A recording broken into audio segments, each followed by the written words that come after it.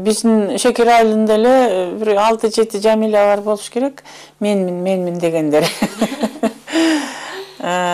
Албетте апамдын образы көп чагылдырылат. Көп аялдардын образында ошо апамдын мүнөздөрү бар да. Мисалы үчүн Толгонайдын образында, анан Зарипанын образында апамдын мүнөздөрү, тагдырлары, башынан өткөндөрү көп чагылдырылат.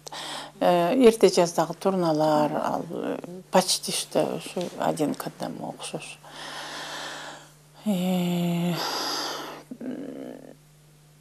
Толгонай деген аял деле жашаган, Жийде деген айылда. Ал киши да абдан мыкты, кайраттуу, элдин арасында абдан кадыр баркы чоң аял болчу. Иши кылып толуп атат андай каармандар. Менмин дегени эми кеч эле бирөө айтып атат, менин чоң апам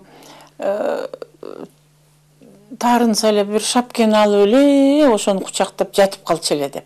Бул эмнеге минтет десем, көрсө баласы аскерге кетип баратканда баягы немет өзү чоң арыктык шапкесин таштап кеткен экен.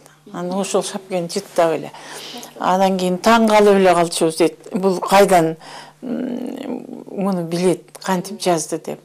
Чынында Толгонайдын баласы шапкесин ошо таштап кеткен.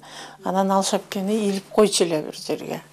Баласынан калган велосипед бар эле. Биз ошол кишинин үйүндө туруп калдык. Велосипедти да илип койчу эле. Эч кимге тийгизбей, Субанбек келгенде өзү тебет деп. Турмушта болгон көп нерселерди албетте ошонун баарын чагылдырган.